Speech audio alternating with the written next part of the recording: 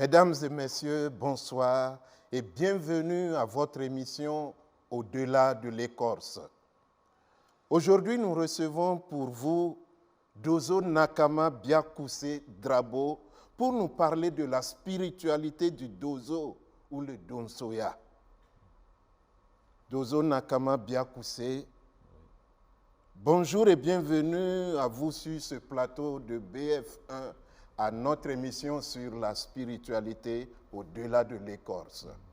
Bonjour M. Ouattara, bonjour à toute l'équipe, à cette belle équipe de BF1. Si vous me permettez, avant qu'on commence tout propos, je voulais rendre hommage un peu d'abord à nos maîtres. C'est permis. Voilà, parce que c'est grâce à eux que je suis là sur ce plateau. Donc je suis leur envoyé, je suis leur élève, je suis celui qui fait les commissions.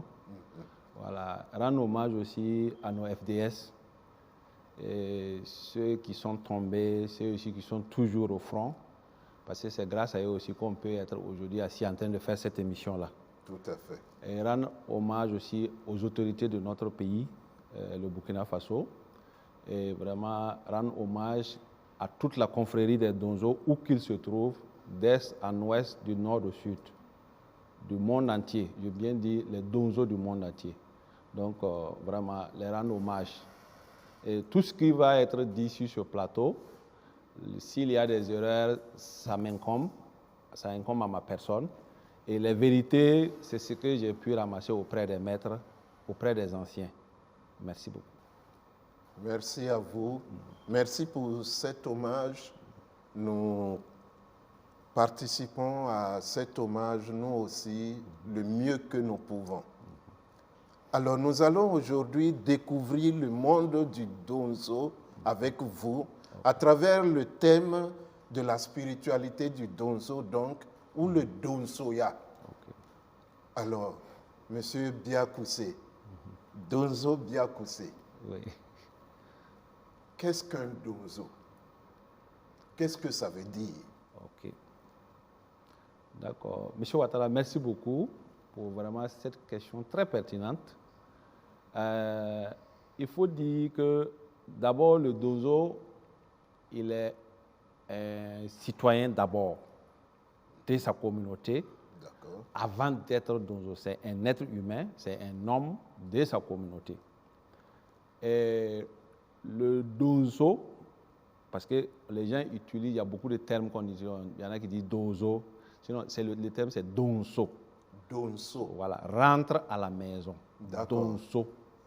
Donc, les Donzo disent que Donso ni naso tikele. Celui qui rentre à la maison et celui qui vient à la maison, ce n'est pas la même chose. Le Donzo, c'est-à-dire Donso, rentre à la maison avec quelque chose, avec du gibier, avec des plantes, avec des secrets, avec des connaissances, rentre à la maison avec un savoir qui va être profitable à ta communauté. Donc, le Donzo, c'est ce que ça veut dire. Donzo, viens à la maison, rentre chez toi. Maintenant, qui est Donzo? Parce que comme on aime dire chez nous, nous faisons une distinction nette entre le chasseur et le Donzo. D'accord. Chez nous, on dit encore, les Donzo disent, le chasseur, toute personne qui possède un fusil n'est pas un Donzo. C'est pour cela, en Bamana, on dit, marfatir ni Donzo tikele. Parce que n'importe qui peut payer son fusil, aller en brousse chasser. Le Donzo, c'est un chasseur, bien sûr, mais il est initié à la confrérie des Donzo. Il est initié. Ça veut dire qu'il rentre de façon initiatique dans la confrérie. Il est accepté en tant qu'initié lorsqu'il dépasse certaines étapes et que la confrérie l'accepte maintenant comme un des leurs. Donc, c'est l'initiation à la confrérie Donzo qui fait la différence entre le Donzo et le non-Donzo. D'accord. Voilà. Donc, sinon, beaucoup sont des chasseurs, beaucoup chassent sans être Donzo. Mais tout Donzo est chasseur d'office parce que la chasse fait partie d'une grande partie de la spiritualité du Donzo. D'accord. Voilà. D'accord. Ben, merci beaucoup pour cet éclaircissement. Je vous en prie. Maintenant, nous vous voyons, vous êtes habillé d'un habit particulier. Il y a beaucoup d'amulettes dessus. Vous avez plein d'autres accessoires, des sacs particuliers. Vous avez une arme. Vous avez une petite daba Oui. au cou. Est-ce que vous pouvez nous expliquer un peu tout ça pour que quand désormais nous verrons un donzo, qu'on sache pourquoi il porte tout cet ensemble-là? OK. Vraiment, merci beaucoup pour la question. Je pense que je vais profiter aussi, lever quand même un pan d'un voile quand même qui suit comme préjugé sur les donzos. D'accord. D'abord, de dire à vos téléspectateurs et à l'ensemble de la population burkinabé que ce n'est pas toute personne qui porte des habits avec des amulettes ou des habits traditionnels qui est un donzo. Ça, c'est la première des choses. D'accord. Deuxièmement, si vous voyez quelqu'un qui vous dit « je suis donzo », demandez-lui « tu es donzo, tu as été initié où, avec quel maître, tu appartiens à quelle association ou à quelle fédération ou je ne sais pas à quel regroupement de donzo ». Normalement, il est censé avoir une carte. D'accord. Ah oui. S'il ne l'a pas, il n'est pas capable de vous dire « oui, moi, c'est un tel mon maître initiateur », c'est que ce n'est pas un donzo. D'accord. Donc, il faut vraiment faire cette distinction nette entre toute personne qui porte des habits avec des amulettes ou en tout cas des tenues un peu ressemblant à ma tenue comme ça et qui se prétend être donzo. Donc, vous allez rarement voir, même en ville, un donzo porter sa tenue comme ça parce que moi, c'est pour l'occasion que je l'ai porté. C'est ça. Sinon, c'est censé être des tenues de brousse. D'accord. Vous voyez la couleur, ça ressemble un peu à la couleur des fauves. Ça ressemble un peu à la couleur de l'herbe sèche. En fait, ça permet au donzo de se camoufler en brousse et en même temps un camouflage. D'accord. Donc, vous avez parlé effectivement des accessoires que vous voyez. Juste un petit rappel, dans le temps, il n'y avait pas d'armée. Il y a eu une période, il n'y avait pas d'armée sur cette terre-là. Ça, vous pouvez vérifier, les militaires même vous le diront. Oui. Il n'y avait pas d'armée. La confrérie des donzos a constitué la première armée de l'humanité. D'accord. Donc, et l'armée moderne aujourd'hui est calquée typiquement sur la confrérie donzo. Premièrement, quand on dit un militaire, c'est quoi? C'est une tenue. Oui. Donc, vous voyez, c'est une tenue complète, pantalon, veste, tout, voilà. Donc, manche courte, manche longue, les tenues des militaires, vous voyez que, donc, c'est la même chose. Chez les donzos, vous en avez manche courte, manche longue. Le militaire, ce qui le caractérise, c'est quoi? Son béret. Vous avez le béret, le donzo a son béret. Le militaire, ce qui le caractérise encore, c'est quoi? Son arme. C'est parce que c'est un guerrier. Oui. Le donzo, en fait, le donzo a commencé pas avec les armes à feu, c'est avec les armes blanches. Vous avez parlé tantôt de ça, qui, en fait, non seulement permet d'utiliser comme arme pour peut-être soit le petit du gibier, qui permet aussi comme un instrument pour enlever les plantes, pour creuser des racines, pour creuser des trous, enlever des écorces. Vous avez parlé tantôt, le militaire a ce qu'on appelle la matraque. La matraque des policiers. Voilà la matraque. Le donzo a sa matraque. Vous avez deux types de matraques. Mais ça, c'est une queue. Oui. Bon, parce que vous allez voir, les donzos, généralement, ils ont toujours une queue, quelque chose, en tout cas, et les formes vont différer, mais c'est une queue avec quelque chose. Donc, et ça a son rôle. La gibecière, le militaire aujourd'hui a un sac à dos. C'est inspiré du fait que le donzo, son sac à dos, c'est ça. C'est la gibecière. Il peut mettre beaucoup de choses dedans, il se déplace. En fait, c'est sa boîte à pharmacie en même temps. Vous voyez, donc, la tenue, comme vous voyez ici, sur la tenue, il y a un miroir. Oui. Et ce miroir-là, parce que le donzo, il est en brousse. Oui. Il fait des rencontres. Il fait des rencontres des êtres surnaturels. D'accord. Et le miroir l'aide dans sa rencontre avec ces êtres-là. Ah. Il y a son poignard. qu'il peut utiliser pour se défendre, pour dépecer la viande qu'il a abattue, etc. Donc, le poignard qui le suit en tout temps. Oui. Donc, c'est là quelques éléments, en tout cas quelques attributs ou en tout cas quelques, j'allais dire, objets que le Donzo utilise. Il y en a beaucoup parce que si on doit amener ça ici, on va remplir votre plateau avec. Oui, donc voilà, il y en a plein. Oui. Et je reviens un peu au chapeau. Si vous remarquez, ce chapeau n'est pas comme un béret. Et ça veut dire, vous voyez, c'est un chapeau qui est orné. Oui. Le Donzo, il peut ne pas avoir besoin de prendre toute sa tenue. Le chapeau lui seul suffit. D'accord. Oui, parce que généralement, ce que sa tenue fait comme protection, le chapeau fait la même chose. D'accord. Donc, dans l'urgence, par exemple, si le Donzo est en ville, peut-être que si une situation se produit, qu'il n'a pas le temps de se lever, prendre sa tenue portée, il prend juste son chapeau porté et puis il s'en va. Et il est autant protégé que quand il a sa tenue. D'accord. Voilà, et comme vous le voyez sur la tenue, il y a des amulettes. Oui. C'est des amulettes de protection en tout genre. C'est les protections aussi quand il est en brousse contre les animaux sauvages, les fauves, les serpents, etc., les génies, les lutins, tout ce qui peut faire comme rencontre vraiment dangereuse qui peut vraiment attenter à sa vie.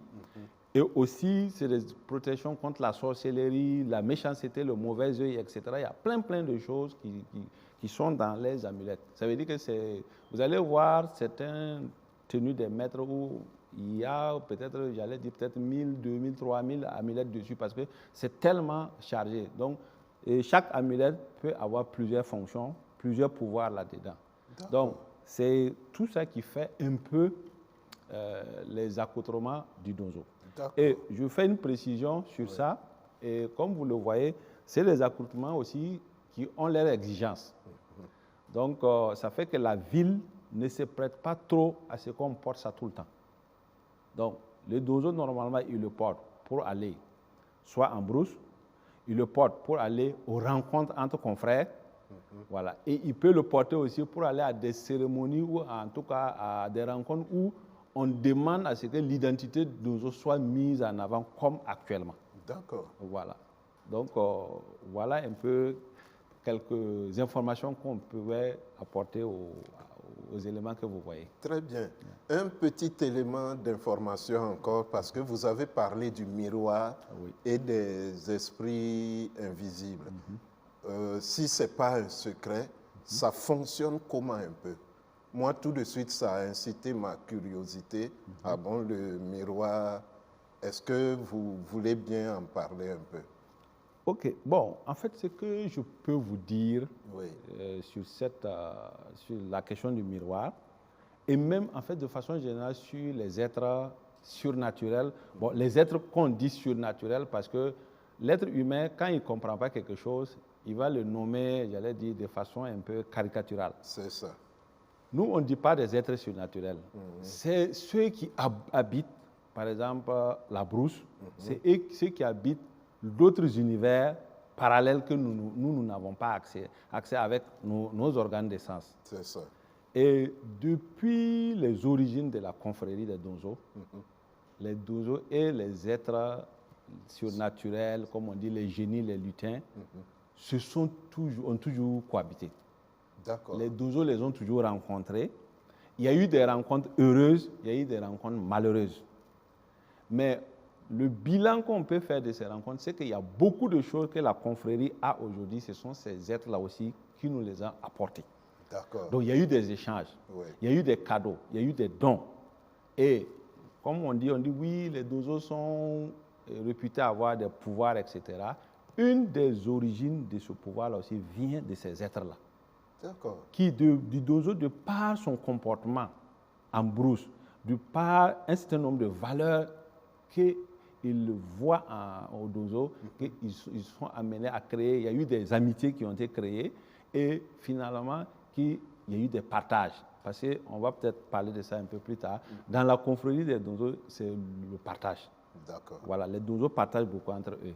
Donc, ces êtres-là, et avec dans le temps, il y a eu vraiment ces rencontres-là. Mais comme je l'ai dit, le Donzo se prépare toujours pour que quand il rencontre ces êtres-là, que ça se passe en tout cas le mieux possible et surtout en sa faveur. D'accord. Voilà, parce que dans cet univers-là, ce n'est pas eux tous qui sont bienveillants. Voilà, donc ça veut dire qu'il y a une préparation qui est faite de telle sorte que quand vous allez en brousse, que vous puissiez être préparé pour que quand vous les rencontrez, bon, à défaut de pouvoir échanger ou bien en tout cas d'avoir un partenariat, que vous ne puissiez pas aussi avoir des dommages. Oui. Voilà, donc un peu, mais comme vous l'avez dit, il y a des aspects de la confrérie qu'on ne peut pas parler. Voilà, bon, sur le plateau. Voilà. Ça, on comprend bien. Je vous en prie. Oui. Alors, quand vous parliez du dozo, vous avez parlé d'une carte. Oui. Ça veut dire que donc vous avez réussi à mettre en place un système de carte d'identité dozo. Oui. Parlez-nous un peu de ça. OK. Merci beaucoup pour la question. Il faut dire d'abord que même au niveau national, parce que quand même nous sommes dans un territoire national, il y a une organisation des dozo au niveau national qui s'appelle le Haut Conseil national des dozo du Burkina. D'accord. Le Haut Conseil national des dozo du Burkina, où beaucoup d'organisations, associations, fédérations, unions se retrouvent à l'intérieur. D'accord. Et cette instance-là, en tout cas, essaie du mieux qu'elle peut de réguler tout ce qui est activité du Donzoya. Donc, et au-delà de ça maintenant, il y a des regroupements, puisque les Donzo, comme on est dispersés dans tout le Burkina, donc ils se sont organisés par association, par exemple, dans les localités, dans les régions. Vous allez voir, par exemple, l'union régionale des Donzo de telle région, l'association des Donzo de telle province, voilà, la fédération des Donzo de regroupement de plusieurs régions, etc. Oui. Mais tout se retrouve dans ce qu'on appelle le Haut Conseil national des Donzo du Burkina.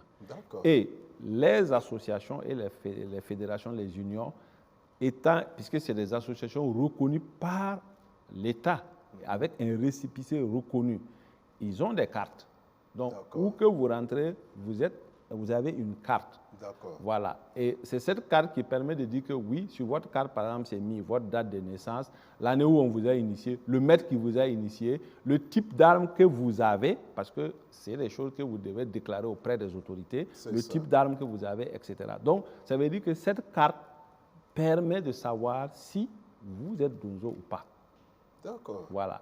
Maintenant, comme je l'ai dit, vous pouvez tomber sur un Donzo peut-être qui n'a pas sa carte ou qui l'a perdue, mais il est capable de vous dire, si vous lui demandez, vous êtes initié par qui, il doit pouvoir vous dire le nom de son maître. C'est ça. Voilà. Et l'association ou l'union ou la fédération à laquelle il est rattaché. Oui. Donc ça, c'est des informations, ça doit pouvoir être vérifiable. Généralement, sur les cartes, le nom, le numéro de téléphone du maître initiataire est dessus. D'accord. Oui, donc vous pouvez appeler le maître, vous dire, ah bon, M. Ouattara dit qu'il est un de vos élèves, est-ce que vous confirmez? Donc le maître doit pouvoir dire oui ou non. C'est ça. Voilà. D'accord. Donc, je pense que c'est une belle organisation, je trouve. Oui. Et peut-être qu'on pourrait s'en inspirer pour d'autres associations. Voilà. Alors, vous êtes Nakama, Bia, Koussé, Drabo. Oui. Ça fait beaucoup de prénoms et beaucoup de noms. Oui. Expliquez-nous ça un peu. D'accord. En fait, les Bamanans disent que quand tu nais, si on te donne un nom, toi aussi tu dois te donner un nom.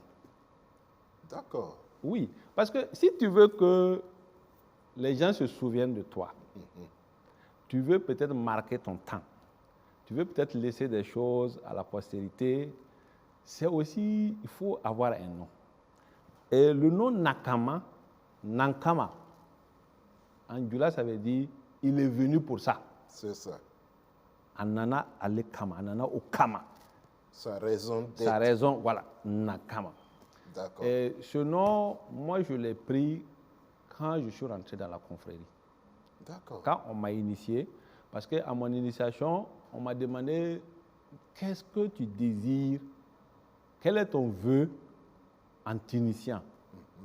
J'ai dit, moi, mon vœu, c'est de pouvoir ramener le maximum de personnes dans la confrérie des Donzo.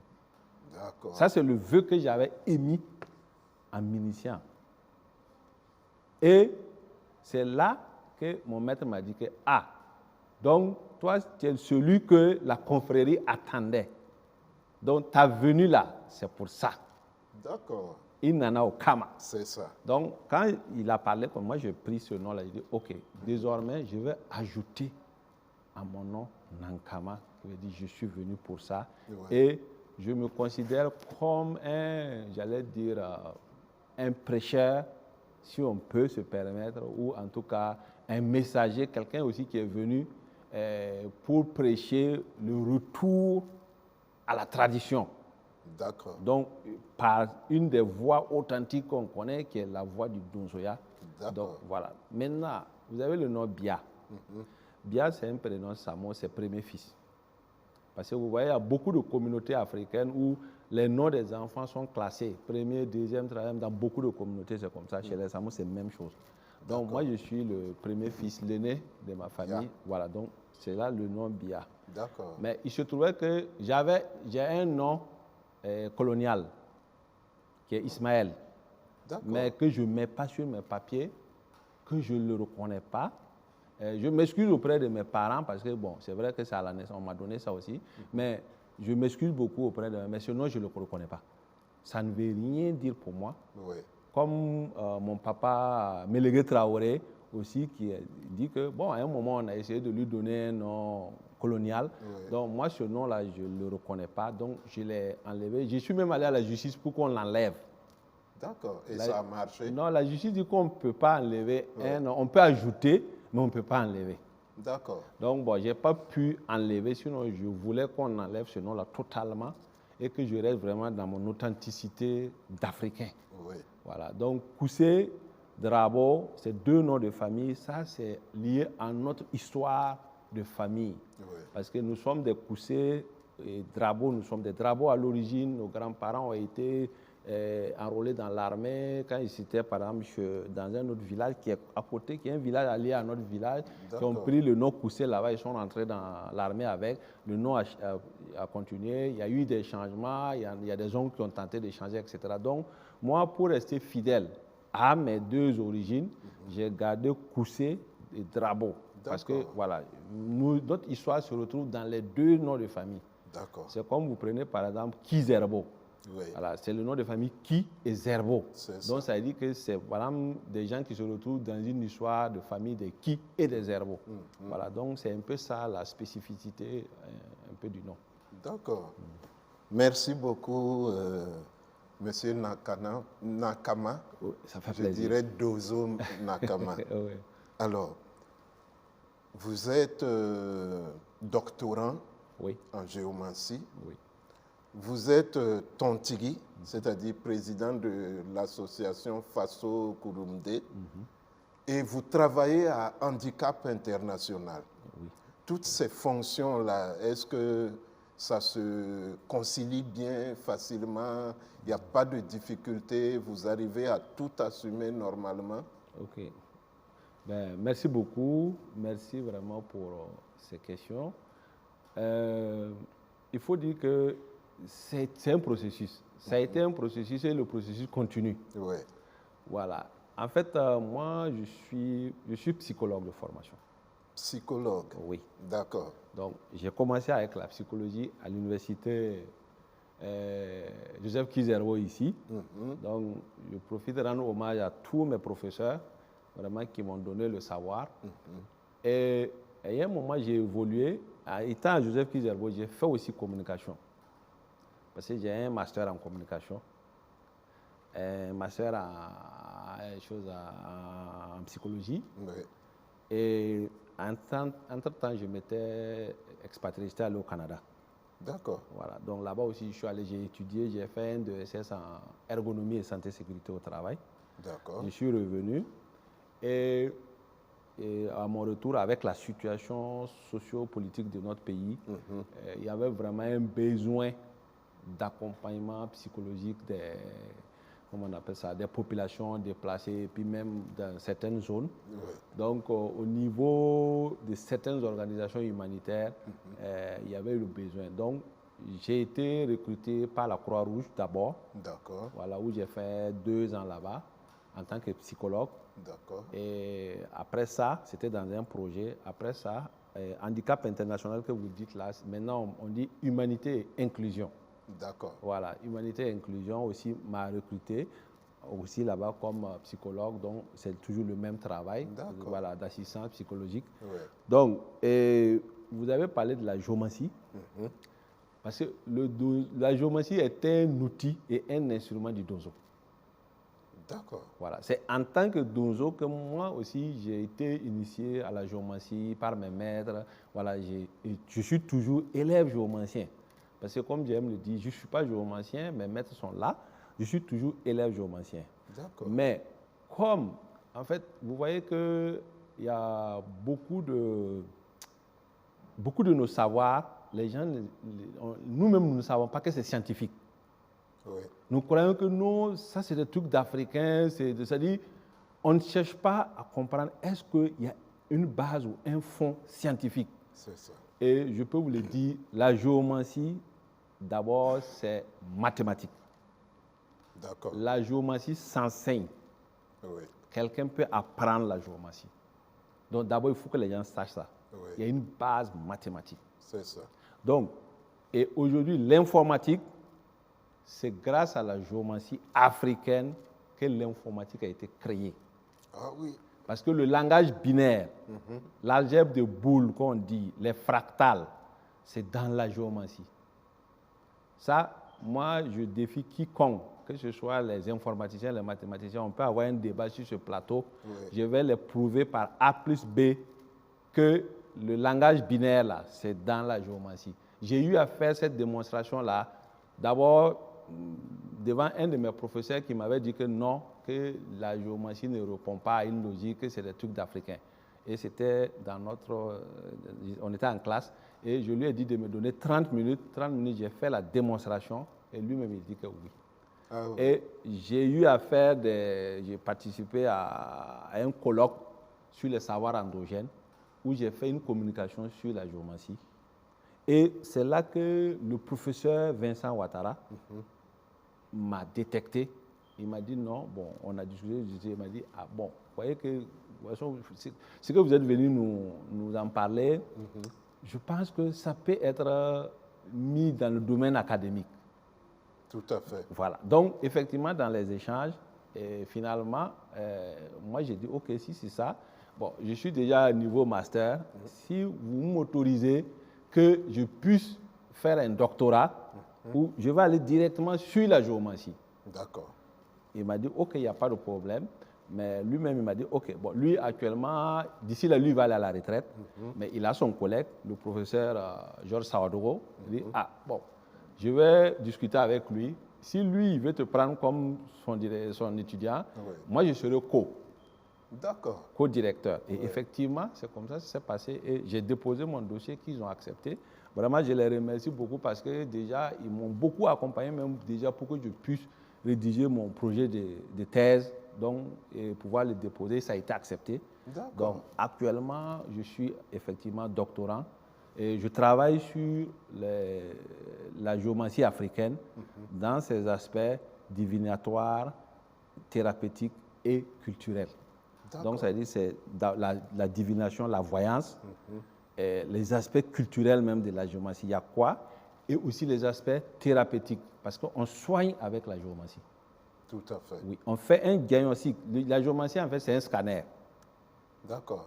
Oui, on peut détecter une maladie cachée. Parce que le scanner que nous avons, le scanner moderne, ne voit qu'une maladie qui existe. Tout à fait. Mais la géomancie africaine, c'est un scanner qui vous permet de voir une maladie qui n'est pas arrivée, qui est en train de venir, qui est en cours. D'accord. Donc, vous voyez qu'elle est beaucoup plus performante que le scanner moderne. Donc, ce sont ces différents aspects. Et on peut enseigner la géomancie depuis l'école primaire. Et j'espère qu'un jour, dans notre système éducatif, on pourra l'introduire pour que les enfants l'apprennent. Moi, ma fille, elle a 10 ans, elle a des bases en géomancie. D'accord. Mon fils a des bases en géomancie. Amen. Au Bénin, dans les écoles, les enfants apprennent la géométrie. Ils tapent. Quand vous les voyez, j'ai vu des vidéos où les enfants, au primaire, ils sont en train de taper. Donc, au Burkina Faso, on avait cru que la géométrie, c'est l'apanage des gourmachés. Oui. Non. La géométrie est africaine. Moi, je ne suis pas gourmaché. J'ai des maîtres du côté du Goulmou. Vraiment, je les salue. J'ai beaucoup de maîtres gourmachés qui vraiment m'ont aussi appris des choses. Mais toute l'Afrique là pratique la géomancie. D'accord. Elle est appelée différemment. Oui, Voilà. Mais vous allez voir, c'est le même système avec différents noms.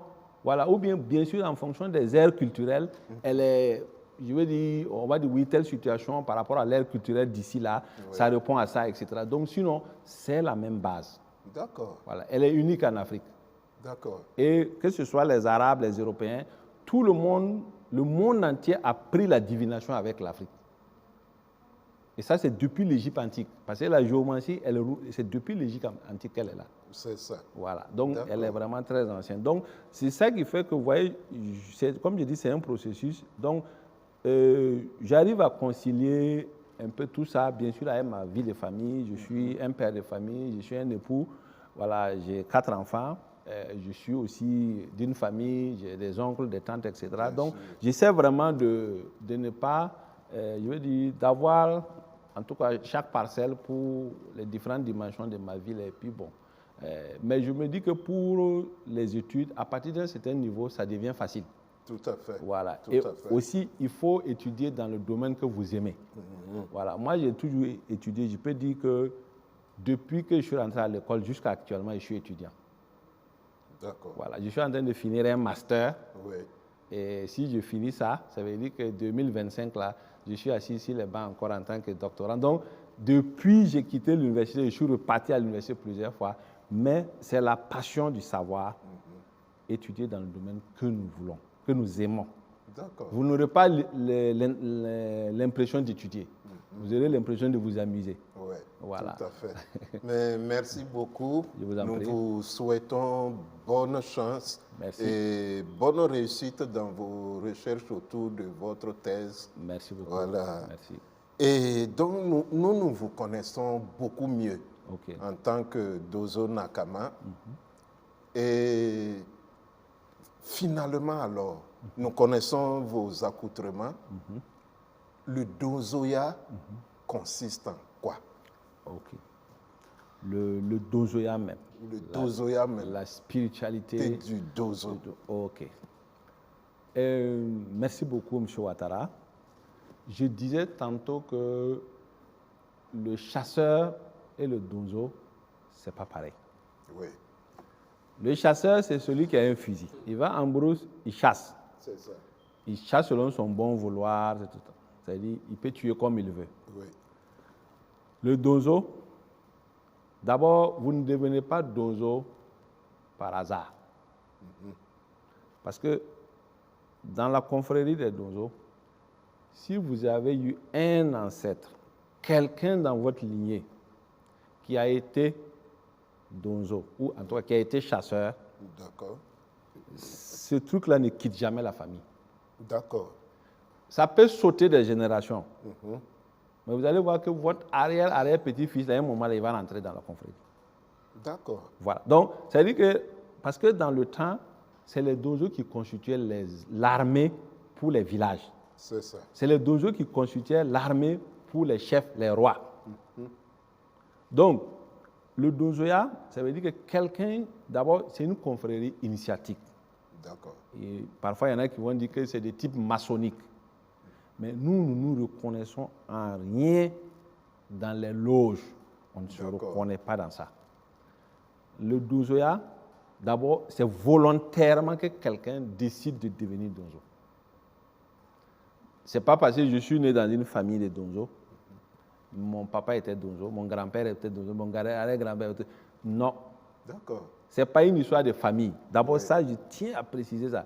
Je vois des gens qui disent, oui, moi, mon grand-père était un grand chasseur, mais il a été initié dans la confrérie. C'est ça. Si tu veux être comme ton grand-père, lève-toi, va subir les épreuves d'entrée, évolue dedans, apprends auprès des maîtres. C'est là que tu deviendras un grand chasseur aussi. Sinon, il n'y a aucun héritage que tu prends parce que ton grand-père a été un grand chasseur.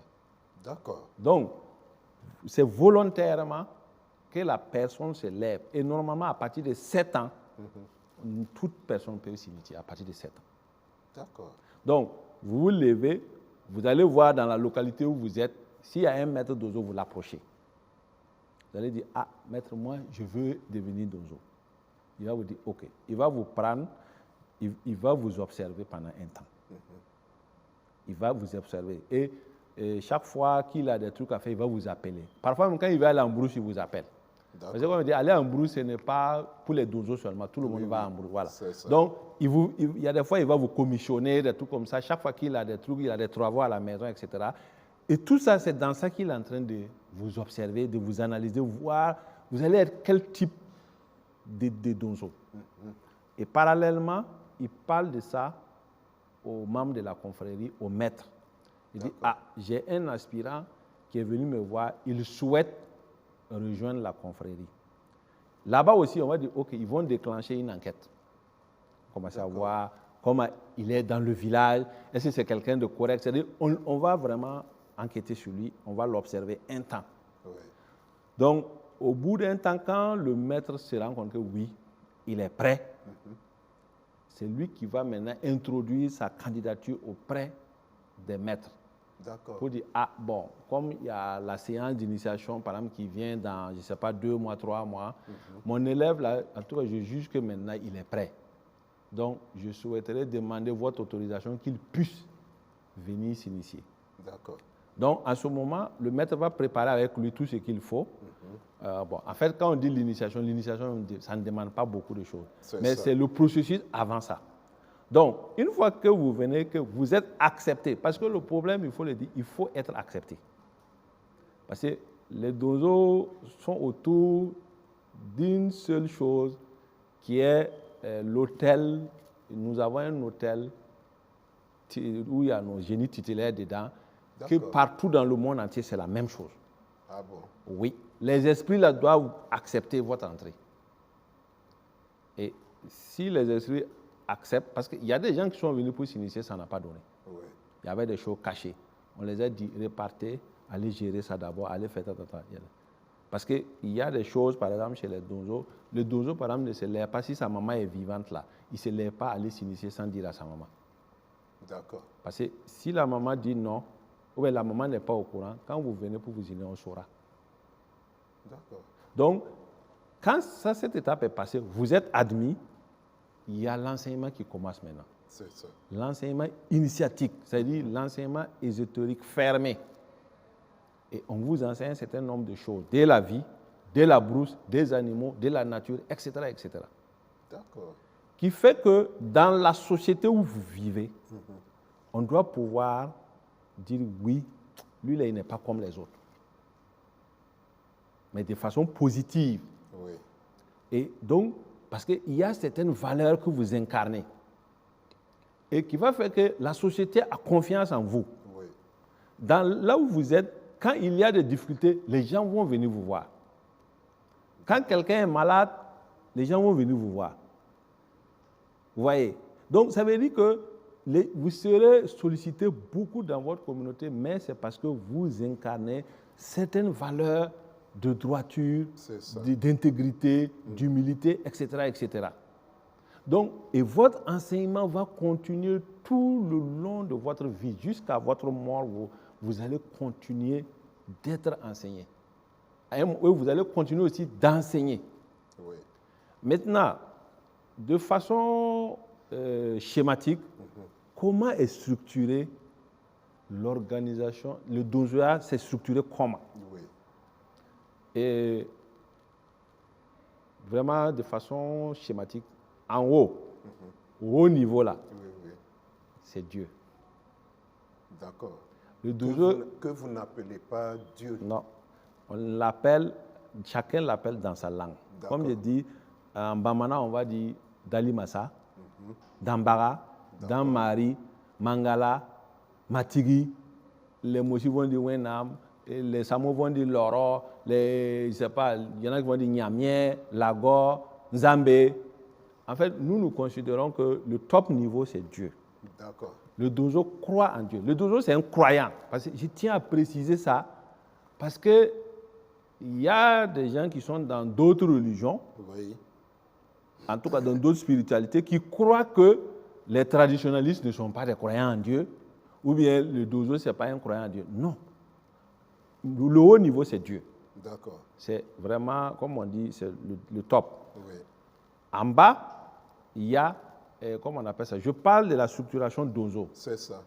Il y a les entités, les génies tutélaires de la confrérie. Parce que dans la cosmogonie dozo, quand Dieu a créé le monde là, Oui. il a créé deux êtres, des génies, femmes et hommes, et les a confiés la brousse. D'accord. Nous sommes les enfants de ce couple-là. Vous comprenez? Oui, oui. Et nous, on se reconnaît dans ça. D'accord. Et c'est pour ça que les dozos disent, nous sommes les enfants d'une seule mère. C'est cette mère-là. Et c'est pour cela aussi, nous, c'est la maman qui autorise que vous allez vous initier. D'accord. Le papa peut dire qu'il n'est pas d'accord. On dit, ok, on prend acte. Mais son avis ne compte pas. C'est la maman. C'est la maman. D'accord. Si le papa dit, je ne suis pas d'accord, la maman dit, tu peux aller, tu pars. Mais si le papa dit, je suis d'accord, la maman dit, tu ne peux pas aller, tu ne peux pas aller. Il faut gouiller, avoir son assistance. Donc, ces entités tutélaires-là, auxquelles nous, on se reconnaît. Et quand on se retrouve dans nos lieux sacrés, ce sont ces entités-là qu'on invoque. C'est eux que nous nous demandons, M. Ouattara est venu, est-ce que vous pensez qu'il peut être dozo? Au-delà de tout ce que nous avons fait comme contrôle, comme enquête sur lui, il y a des choses peut-être que nos yeux d'humains ne peuvent pas voir. Dites-nous, c'est eux qui vont dire oui, il peut rentrer ou non, il ne peut pas rentrer. Donc, c'est ça l'initiation. Donc, Dieu, les génies tutélaires de la confrérie, maintenant viennent, comment on appelle ça, les dozoba. C'est-à-dire les dozoba, c'est les maîtres qui sont les responsables, ceux qui sont devant. Quand on dit, il y en a qui disent dozoba, il y en a qui disent dozo kuntigi. D'accord. Ou bien tontigi aussi. Oui. C'est-à-dire, c'est celui qui est devant. C'est lui que nous avons désigné comme nous représentant. C'est ça.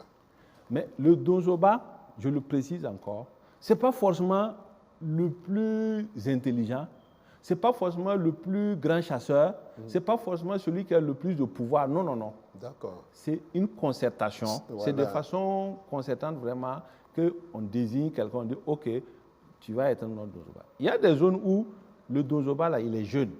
D'accord. Et il y a des vieux, ses papas, qui sont là, qui sont entrés dans la confrérie avant lui. Donc, le dozoba constitue le collège de sages de la confrérie avec les vieux maîtres. Ceux qui sont là maintenant, ils sont fatigués, ils partent plus en brousse et ils sont là. Donc, ils sont vraiment là pour des conseils, pour les enseignements, etc. Donc, eux, ils constituent le collège de sages de la confrérie. Donc, le dozoba étant devant, et puis eux, ils constituent les notables. D'accord. En bas d'eux, il y a les maîtres chasseurs. D'accord. Ça veut dire que ces maîtres-là, c'est des maîtres qui sont toujours dans la fleur de l'âge, qui continuent d'aller en brousse, qui continuent de chasser, qui ont toujours de la force. Oui. C'est eux qui sont chargés surtout d'enseigner les nouveaux qui rentrent. D'accord. Parce que eux, c'est des maîtres chasseurs, c'est-à-dire qu'ils sont des maîtres toujours en activité, qui enseignent maintenant les nouveaux qui rentrent, qui les donnent les enseignements. Oui. Et en bas, il y a les disciples, qu'on appelle les calandés en Jula, c'est les élèves. D'accord. En bas des élèves encore, il y a les élèves aspirants qui ne sont pas rentrés. D'accord. C'est ce que je vous ai dit. Vous pouvez, je peux venir vous voir en tant que maître. Vous allez me prendre, je ne suis pas initié, mais je suis votre élève. Parce que la relation de maître à disciple, ce n'est pas forcément dans le dozoa. Mais vous allez me prendre sous votre coupe, vous allez me donner un certain nombre d'enseignements. Donc, je suis un aspirant à la confrérie, mais je suis élève, mais je ne suis pas rentré d'abord. D'accord. Donc, vous voyez, il y a cette hiérarchie-là. À l'intérieur, maintenant, il y a un groupe très important que je ne peux pas oublier, c'est nos chantres, les dozogonistes, nos musiciens. C'est ça. Et aussi constituent une autre branche très capitale de la confrérie. D'accord. Parce que si cette branche-là disparaît, la confrérie disparaît. Ah bon? Oui, je vous Pourquoi? le dis. Parce qu'elle est la mémoire. C'est la mémoire D'accord. vivante de la confrérie. D'accord. C'est eux qui nous retracent l'histoire de la confrérie. Oui. Les hauts faits des maîtres, les enseignements, les légendes, les contes. C'est-à-dire, c'est eux aussi les communicateurs. D'accord. Parce que quand il y a des conflits, où il y a des mésententes entre les donzos, c'est eux qu'on appelle. Et une chose que vous voyez dans la société africaine, que vous retrouvez chez les donzos, c'est la parenté à plaisanterie. Le sunanguya. Oui, oui. Les Mossi disent le rakire. Oui. La parenté à plaisanterie existe chez les donzos entre les dozogonistes, les musiciens, et le reste de la confrérie. Parce que eux, la plupart du temps, ils ne vont pas en brousse, ils ne chassent pas. Et c'est la mémoire. C'est-à-dire c'est eux qui sont là, c'est des bibliothèques. En fait, c'est la bibliothèque de la confrérie. D'accord. Maintenant, vu ce rôle, et que c'est eux, chaque fois que quand il y a des événements, ils doivent se déplacer pour vraiment jouer leur rôle. Oui. Bon, beaucoup ne chassent pas. Ou bien beaucoup, ils chassent très peu. C'est-à-dire que c'est vraiment de temps en temps. Donc nous, on leur dit que non, ça c'est des femmes. Donc, dans la plaisanterie, on dit que ce sont nos femmes, parce que c'est eux qui sont là, ils ne chassent pas, ils ne partent pas en brousse, ils n'endurent pas les épreuves. Oui. Donc, eux aussi, chaque fois que si vous allez en brousse, si vous revenez les mains vides, vous êtes foutus. Parce qu'ils vont chanter que oui, vous êtes partis, mais ça c'est pas la peine. Donc, voilà. Donc, ça fait qu'il y a ce lien de parenté à plaisanterie là, entre nous, et qui fait que, normalement, si le dozo l'a voulu, dites, moi je vais te donner telle viande là, il faut le faire. Ah oui. Parce qu'il va dire clairement, vous avez promis. Oui. Et eux, on ne les paye pas en argent. On ne les paye pas avec des biens. On les paye avec la viande. La viande. Oui, la viande sauvage. C'est pouvoir dire aux dozogonistes, moi je te promets un buffle. Je t'amène un buffle entier, tu enlèves la partie que tu veux. D'accord. En ce moment, vous tenez votre promesse. Si vous vous tuez, vous allez abattre un buffle. Vous amenez le buffle là. Le dozogoniste là vient auquel vous avez promis. Il enlève les parties qu'il veut. La tête, la queue, etc. C'est ce qu'on appelle le mariage. Nous, on dit que quand tu promets, c'est comme une dot. C'est comme ce goniste là, tu l'as marié. Parce que tu lui as promis ça, tu lui as donné, tu l'as doté. Oui, donc, dans la plaisanterie, voilà. Donc, ces gars-là, nos dozogonistes là, vraiment, ils jouent un rôle capital dans la confrérie. D'accord. Et chaque fois, je leur dis, grouillez parce que la confrérie repose sur vous. C'est ça. Le jour que vous n'allez pas être là, la confrérie va disparaître. Donc, franchement, je profite, je leur rends hommage à tous ces grands maîtres-là, tous ces dozogonistes-là, qui, en tout cas, constituent le sang de la confrérie. Parce que c'est eux qui circulent entre les dozos. C'est comme on dit, ils constituent l'aiguille et le fil. Tout à fait. Donc, ils cousent tout ce qui est déchirure, tout ce qui est mésentente, c'est eux qui doivent arranger. D'accord. Voilà. Donc, le dozoya, c'est ça. Maintenant, pour terminer sur ce point, d'abord, je tiens encore à préciser que le dozoya n'est pas un métier. C'est pas un métier. C'est pas un métier. Si quelqu'un vous lui dit quel travail tu fais, la personne dit je suis dozo, fuyez-le, c'est un escroc. D'accord. Le dozoya, c'est un regroupement. Comme on dit, c'est le ton. C'est des gens qui se retrouvent. C'est ça. Et le dozoya, ça veut dire que vous avez normalement une activité. Beaucoup de nos maîtres ont précisé ça. Le dozo est cultivateur. Le dozo est commerçant. Le dozo peut être, il travaille dans l'administration. Le dozo, ça veut dire qu'il a un métier. Il nourrit sa famille avec ça. D'accord. Maintenant, le fait d'être dans cette association, c'est une partie de notre vie. Il y a des périodes, par exemple, on va chasser, il y a des périodes, on va en brouille, il y a des périodes, on se retrouve pour les initiations, etc. Et on fraternise entre nous. C'est ça. Sinon, ce n'est pas un métier. Le dozoya n'est pas un métier. C'est vraiment, je suis dans un groupe associatif ou je suis dans un regroupement. Maintenant, je dois avoir un travail que je fais, que je nourris ma famille avec, que je me nourris avec. Parce que ça évite l'escroquerie, ça évite les arnaques. Comme je dis, voilà, les gens n'ont qu'à faire très attention. Parfois, ils partent voir des gens qui se disent oui, je suis dozo ici, ça. Parfois, ce n'est pas le cas. D'accord. Voilà, donc il dit de vraiment faire très attention et de beaucoup se renseigner. Voilà, parfois si vous voulez des adresses, des maîtres, des trucs, on peut donner. Voilà, prenez des bonnes adresses. Oui. Voilà, ne partez pas vous faire arnaquer. Voilà. Après, ça déteint sur la tradition de façon générale. Ça déteint sur les dons. On dit oui, c'est de l'escroquerie. Donc, ça fait que ça décribilise nos choses. On va dire non, c'est des trucs, il n'y a rien dedans. Voilà, on a vu que jusqu'à, une certaine autorité nous a dit que oui, c'est des trucs, il n'y a rien dedans. Voilà, si c'est pas le... Bon, c'est-à-dire qu'il y a eu polémique par rapport à ça. Mais c'est parce qu'il y a eu aussi des cas voilà, qui se sont posés. Tout à fait. Qui font que, la population, les gens fonctionnent avec ce qu'ils voient. Absolument. Voilà, donc je pense que de ce côté-là, ces clarifications-là sont claires. Aujourd'hui, il y a des structures, des dozos, vous pouvez les approcher s'il y a des difficultés. Voilà. D'accord. Merci. Merci bien, Dozo Nakama. Nous sommes à la fin de notre émission déjà, mais il y a un sujet, un point sur lequel j'aimerais que vous interveniez, c'est la place des femmes Dozo et des femmes des Dozo. OK. Voilà, en 2 mots en vraiment. En 2 mots, très rapidement. Voilà. En tout cas, chaque fois, on nous pose cette question-là. Parce que c'est les histoires de féminisme, de quoi de la femme. Tout à fait. OK, je vous ai dit, chez les Dozo, nous, on n'a pas de problème avec la femme. D'accord. Les femmes de nos maîtres ou les femmes des Dozo, là, c'est nos mamans. D'accord. J'ai dit ça plusieurs fois. Lorsque le maître n'est pas là, nous, on continue de s'occuper de sa femme. Parce que c'est notre maman. OK. Maintenant, les femmes qui veulent rentrer dans la confrérie, comme je dis, la confrérie est vaste. Il y a des femmes qui ont des dons spécifiques. Il y a des femmes qui ont des génies. Oui. Il y a des femmes qui font de la géomancie. Il y a des femmes praticiens. Oui. Vous voyez? Donc, en fait, quand nous prenons l'organisation des Dozo aujourd'hui, de façon vraiment ouverte sur la tradition, il y a des femmes dedans. D'accord. Et comme je dis, il y a des lieux d'initiation pour les femmes. Oui. Donc, ça veut dire qu'il n'y a pas d'exclusion. Okay. Maintenant, là où les hommes vont, les femmes ne vont pas là-bas. En tout cas, la plupart des femmes. Là où les femmes vont là, les hommes ne vont pas là-bas aussi. OK. Donc, il n'y a pas d'exclusion puisque chacun a son coin. C'est ça. Voilà. Donc, c'est pour dire que si des femmes s'intéressent à la confrérie, elles peuvent approcher la confrérie, elles peuvent approcher les maîtres. Il y a des maîtres femmes. D'accord. Voilà. Donc, elles peuvent être prises en charge, elles peuvent prendre des enseignements, elles peuvent être des disciples de ces femmes-là. Il y en a plein. Donc, en fait, de ce côté, il n'y a pas trop de polémique parce que l'Afrique, là, la place de la femme est connue. Oui. Et ces femmes qui sont dans la tradition aussi connaissent leur place.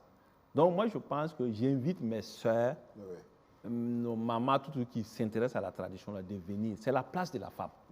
Voilà, c'est ce que je peux dire pour ça. Merci beaucoup, Dozo Nakama Biakoussé Drabo. Merci beaucoup, je vous en prie. Vous nous avez énormément éclairé sur le Donzoya. Oui. Bien, merci à vous. Ça fait plaisir. Mesdames, Messieurs, nous sommes à la fin de notre émission. Aujourd'hui, notre invité, c'était Dozo Nakama Biakoussé Drabo. Et nous avons abordé avec lui le thème de la spiritualité du Dozo ou le Donzoya. Dans une prochaine émission, nous discuterons plus en profondeur avec lui. Merci de nous avoir suivis. Bonne soirée à tous.